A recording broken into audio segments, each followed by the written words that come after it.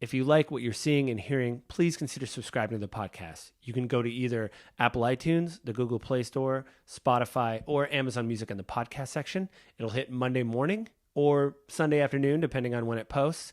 And the video will hit on YouTube and Spotify Monday. Spotify will hit Monday evening, and YouTube it'll hit Monday morning, 7 a.m., just like it does for the audio services. So please go to those places and consider subscribing or listening to the show. You can also write to me at gwgpodfellows@gmail.com if you want to write me a letter. Let me know what you think of the show, things like that. Or you can also find me on Twitter at JustLittleJoe. So go to those places and please consider liking and subscribing. Thanks. And with that, we'll get on to the episode.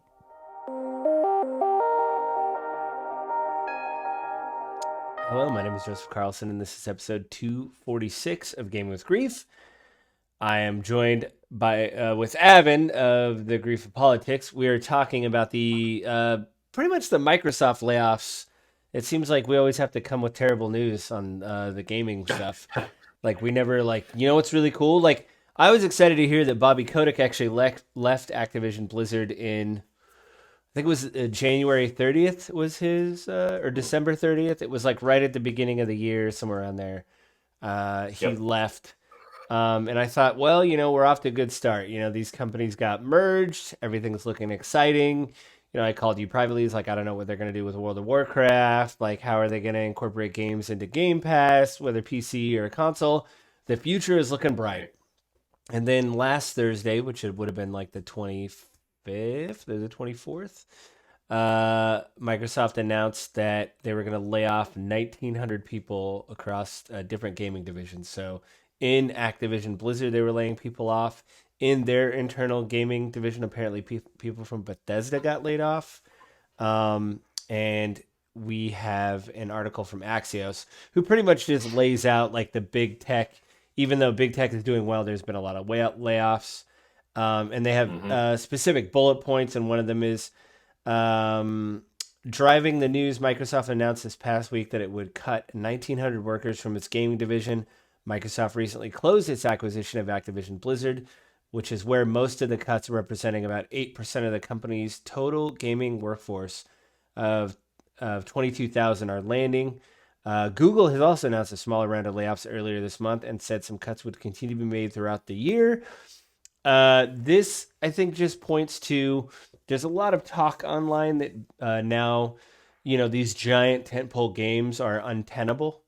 During the merger court case between, the U.S. government and Microsoft, and I forget who was trying to block the deal. Basically, they didn't want it to be a monopoly, but a lot of stuff came out in the deal that budgets for big games were kind of leaked accidentally, and we're talking about $200 million.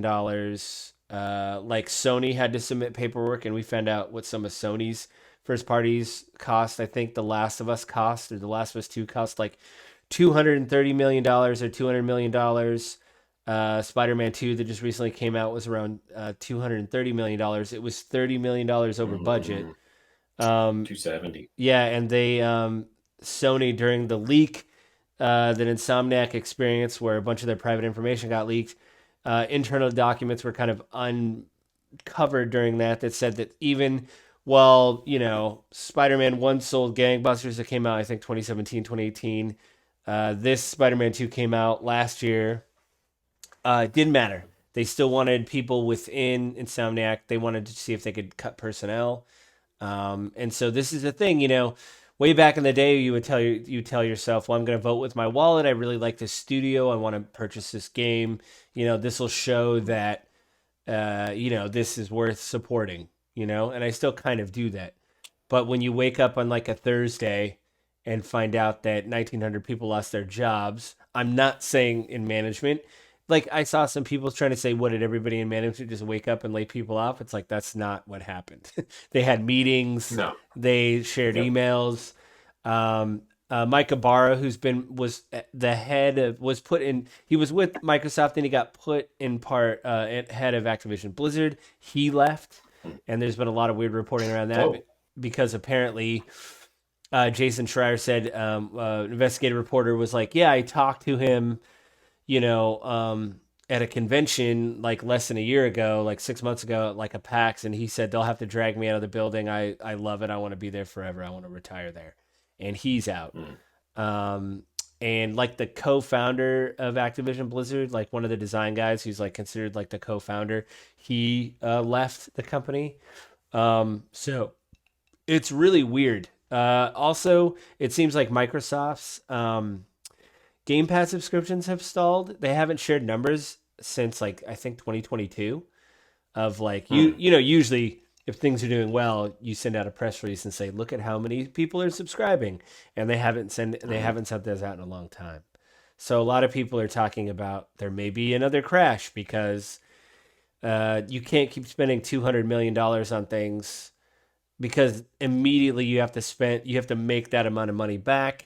In 5 years with 100 employees in a studio, if it's that small, paying their wages in a city like San Francisco or New York or wherever they are, like a big Mm. city, the cost of living in those cities is crazy. So Exactly.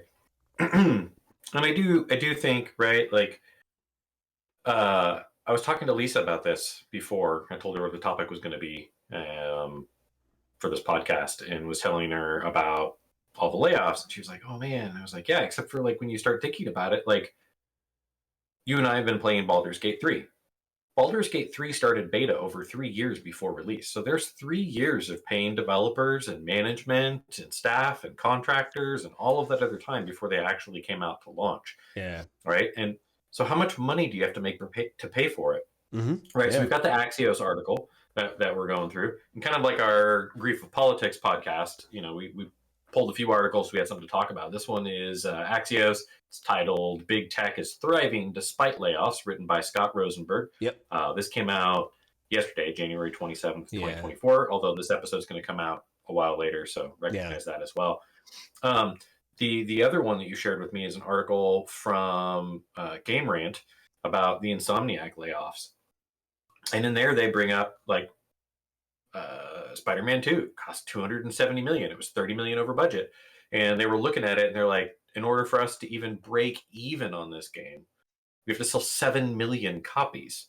yeah, Now, it's done very well. They're um, at like a week after release, they had like 5 million copies sold or something like that. So they're probably going to hit their numbers. It's no big deal. But it really makes you question yourself on like the tentpole games. Like, can we continue to support this level of input?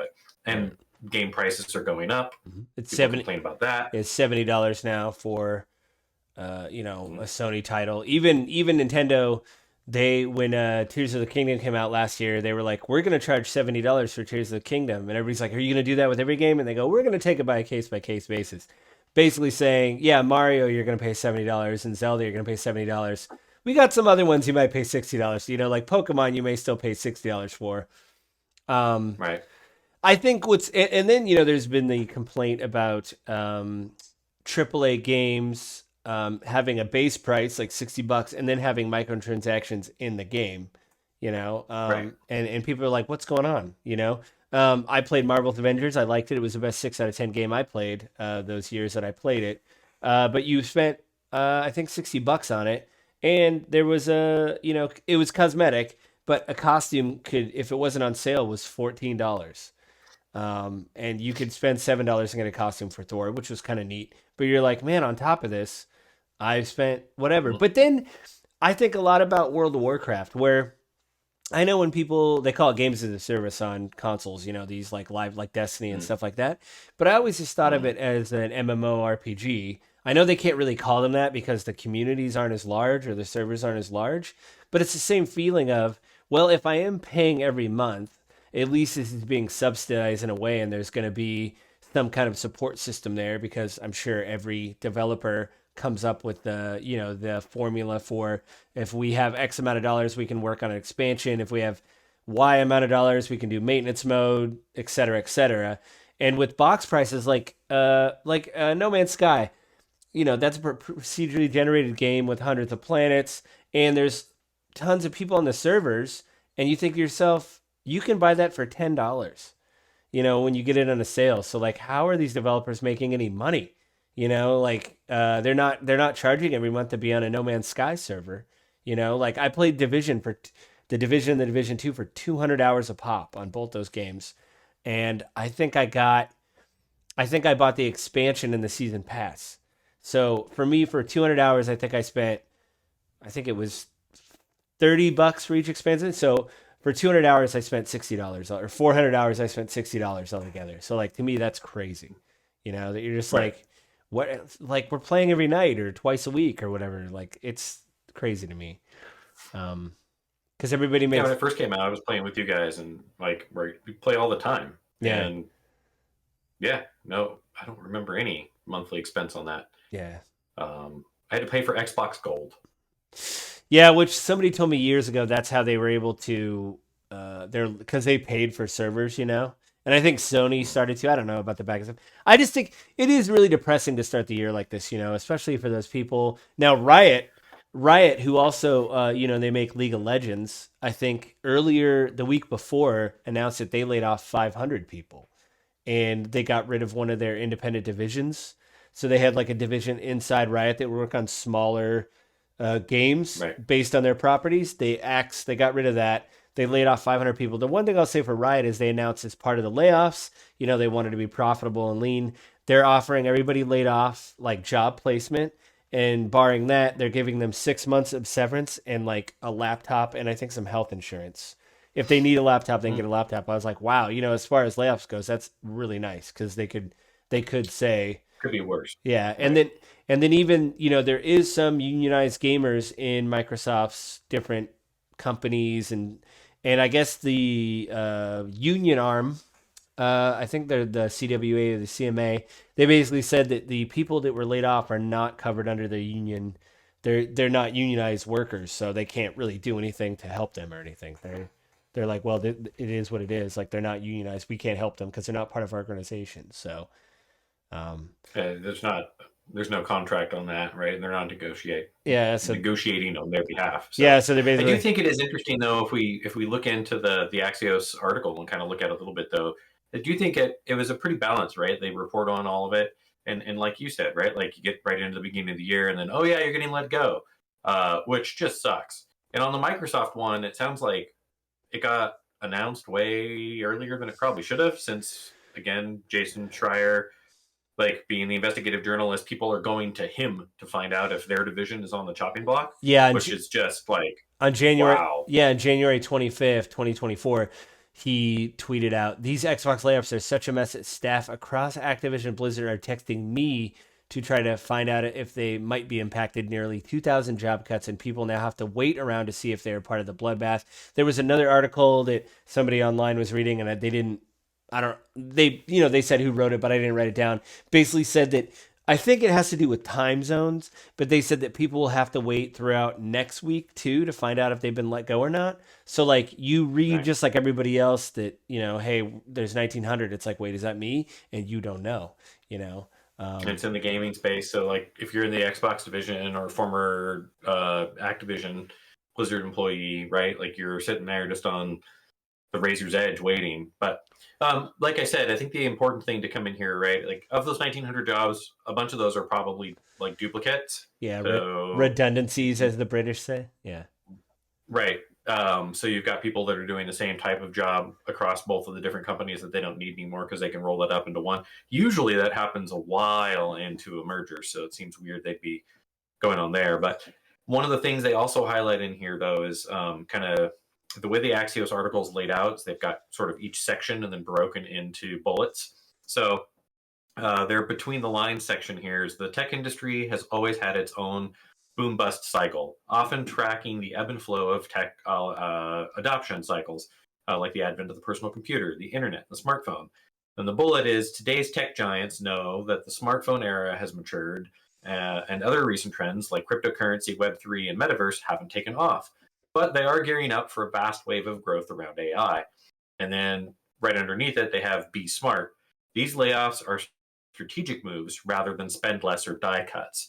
So I think one of the things that Axios is doing a good job of highlighting is like, yeah, layoff sucks, but these aren't lingering, oh, we overhired in the pandemic layoffs. These aren't, hey, we need to look good to our shareholder layoffs. these are right. Like we don't need these people anymore. Like this area is kind of matured, and we need skill in other areas. Well, Um, I have read conflicting reports about that there was kind of an over hiring in COVID, because and also to borrow money was a mhm. lot cheaper, and then Right. also Most of that is already done though. Most of those layoffs have been kind of caught up, probably part of I think. 2023, I would imagine, like because that Yeah. was a big. Um, but I mean, I think somebody brought up a really good point. Andy Cortez, who I follow, who's part of Kind of Funny, he does a lot of the streaming and he does like designs and stuff for them for their thumbnails and shirts and stuff. Anyway, he used to be a game developer, like did like art, environmental art or whatever. And he said, imagine like the news broke of the 1900, and he said, now imagine being in some kind of college or tech school for game development, trying to get your degree, and this news hits and you're just Mhm. like, oh, do I want to be in games? And privately, I've heard people talk on podcasts. Hey, I got a friend that's in college. Hey, do you want to get into games? No, I don't want to get into games because I Well, I want to have a like job. one of my coworkers, when I was a contractor for the company I'm now an employee at, I had a small team of people that I worked with uh, under the contract, and uh, one of them we managed to get brought in, and then I stayed with the company I was working for, and then that guy ended up staying with the company as a contractor separately through a different contracting agency, so that he could be there longer term after our contract ran up. So we were able to work that out, Yep. and then I got rehired back in, and one of our guys left to go to school and get his degree in computer science, and now he's looking for work because all these tech layoffs happened. And right, it used to be like, go get a degree in computer science. Like you'll find a job everywhere. There's such a demand for software developers. And this was 2021, 2022. And Right. it was just like everyone's hiring. And now 2023, no one's hiring. And legit can't find a job anywhere. And Yeah. he's like, I was literally applying to be like a butcher at Costco. And they're like, oh, you're overqualified because Yeah. he's got a computer science degree.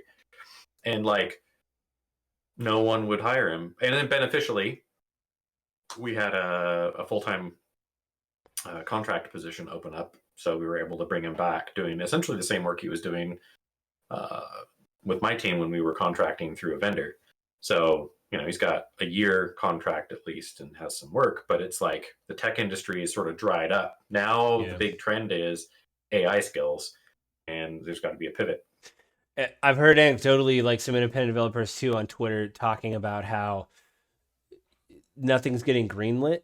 So like even indie Mm-hmm. developers that have small teams, they're like, hey, we only need X amount of dollars. They're like, in 2022, they're like, okay, yeah, you could carve out this budget and hit your milestones, and we'll do X, Y, and Z.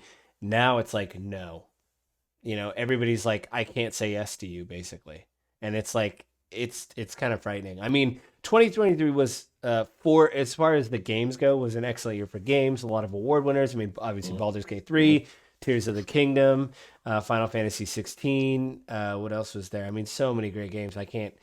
Street Fighter 6 came out like to critical acclaim. I'm trying to think. Hi Fi Rush, which was like a little indie that Microsoft shadow dropped one day with that was like a rhythm game done by the same people that did the Evil Within, like stuff like that. Like they just blew people away. But you can't now just be like, oh, it's a great year because so many people lost their job in 2023.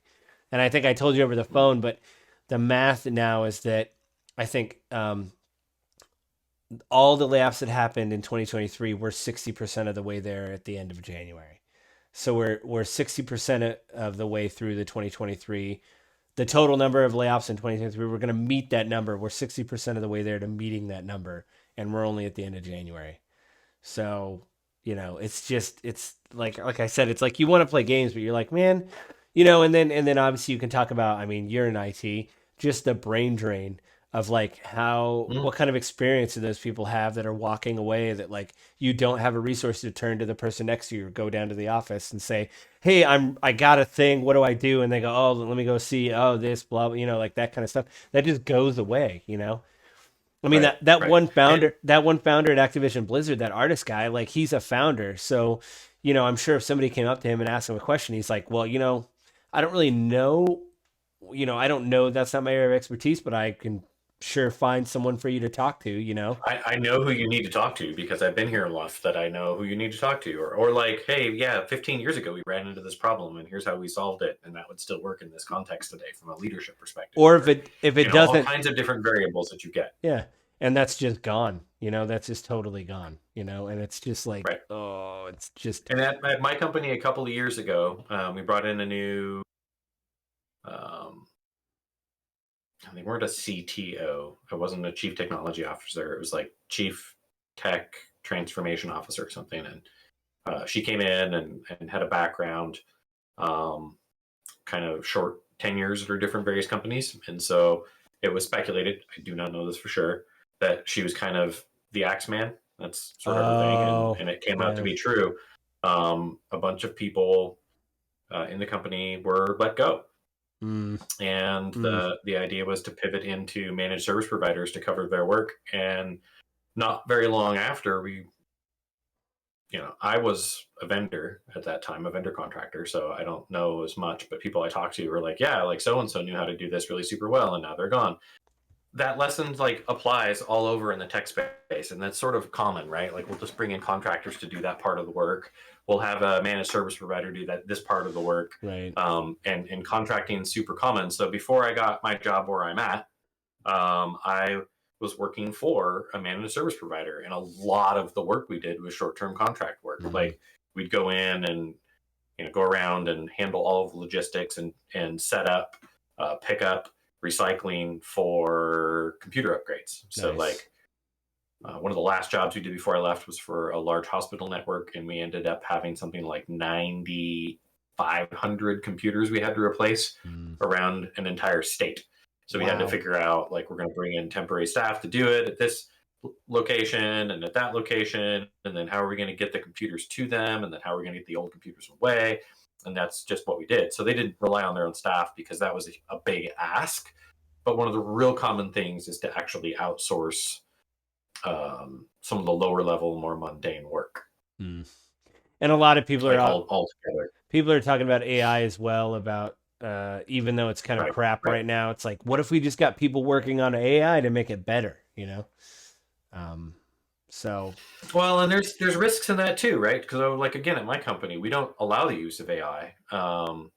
Although we're working with one of our software vendors to develop an in-house AI, so we basically take their language model but train it with our data because mm, we can't our data for security reasons can't be out in the public infrastructure that makes sense. because whatever goes out to train the AI is public information. Mm, And if you know what you're doing, you can get that you can glean that information right. back out of Yeah. And AI, you definitely out don't. of the algorithm. Yeah, you definitely don't want to do that. I mean, I just, it's a depressing way to start the year. And there's already been, you know, some pretty good Yeah. games apparently that came out. There's a new Prince of Persia game that came out. There's a demo available on every platform. If you like platforming, it's even on Mm. PC if you want to try that.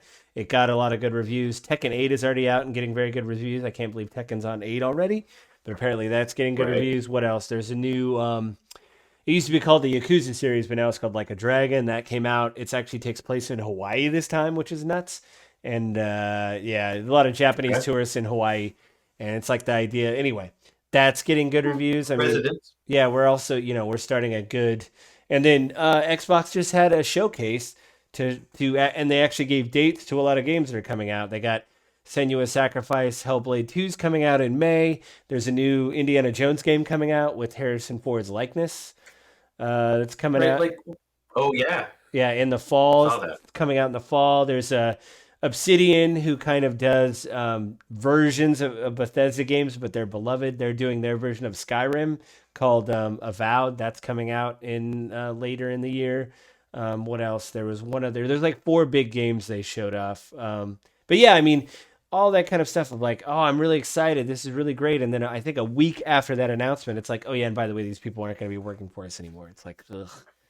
So And I think Axios though hits it really well, right? And tie this into some just other business news. Um, this year, so within the last couple of weeks, because I mean we're barely not even fully a month into the year yet. By this time it comes out, we'll barely be a month into the year. Microsoft crossed $3 trillion in evaluation, right? Like, and the It's day huge. the day it was announced they laid those people off, their stock went up. Everybody showed the chart of the Nasdaq of it going up, and so Layoffs always result in stock growth. yeah, So the bottom line in the Axios article I thought was really, really good, which was tech stocks are testing all-time highs and the unemployment rate remains historically low. If tech is laying people off, you should feel for those affected, but don't shed a tear for the industry, which I think is a very good way of putting it. Right, like it yeah, recognizes like there's pain and hurt in this, and we don't know what Microsoft is doing to help people in layoffs, what kind of severances, what kind correct, yeah. are they assisting with finding jobs or not. We'll find out those details as it moves forward. It's Microsoft. They have a history of being kind of cold-hearted and brutal.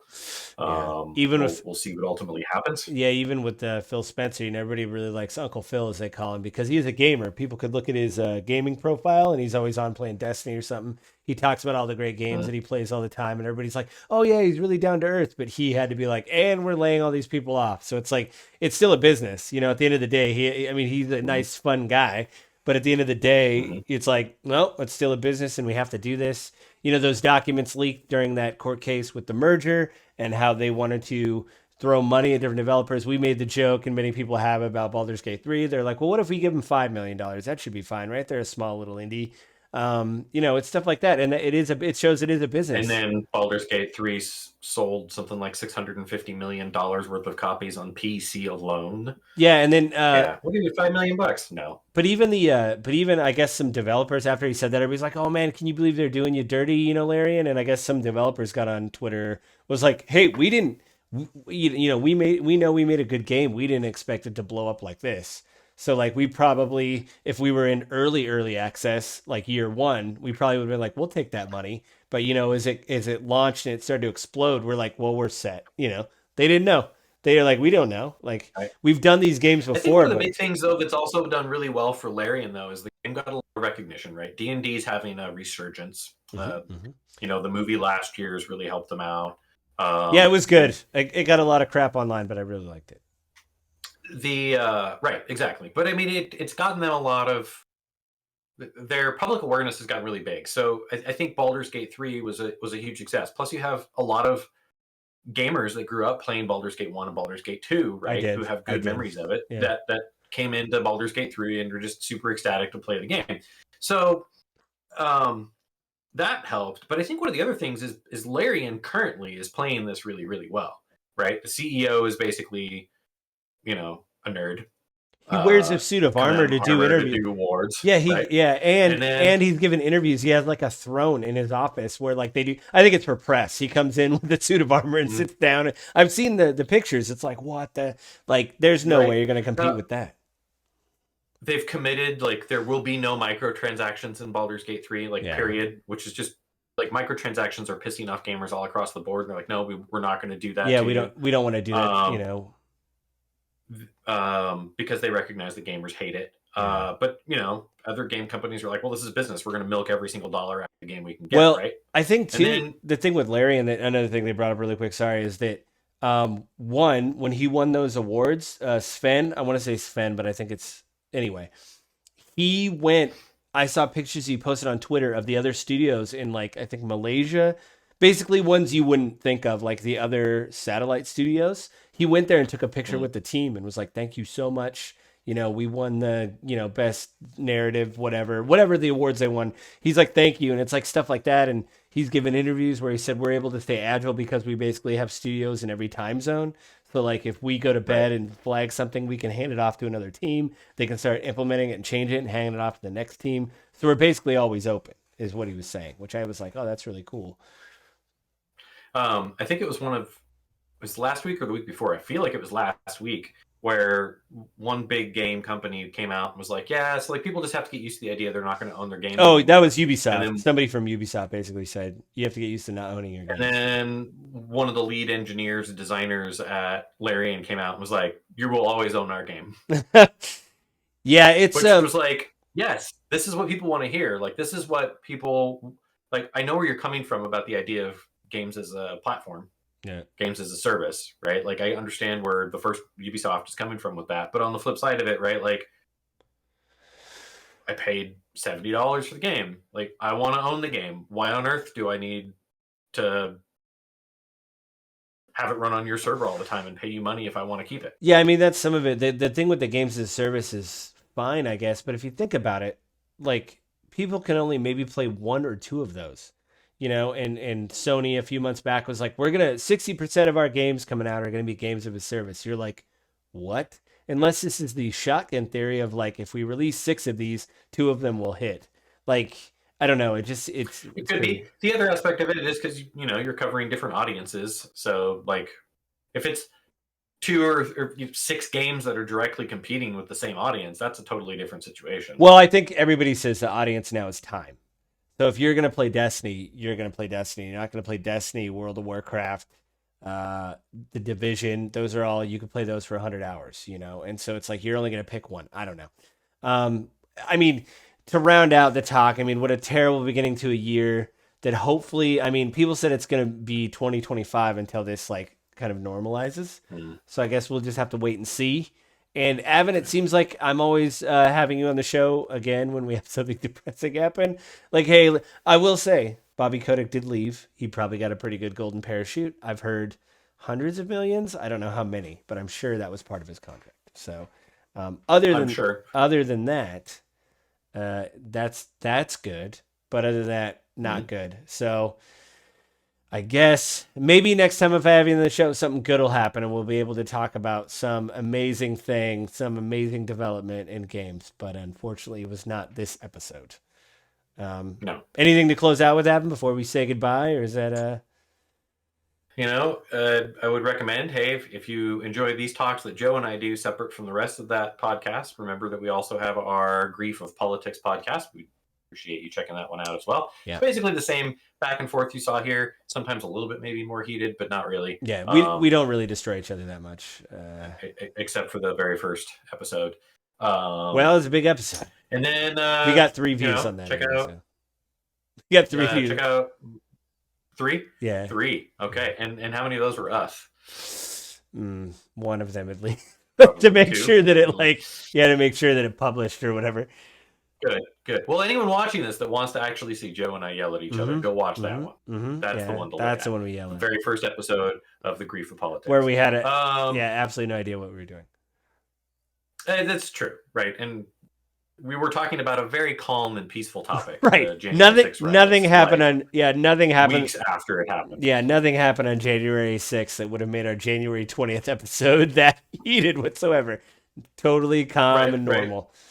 Right. Yeah. Well, no. Do you have anything you want to plug, Avin, besides the Grief? That was the other thing I was going to say is check out my YouTube channel, Your Agent Guide. Mm-hmm. I do real estate tips, instructions, ideas. I haven't done any more recent market updates in a while. It's been about a year now since I've done that. But a lot of the other info is still useful. I still get tooltips.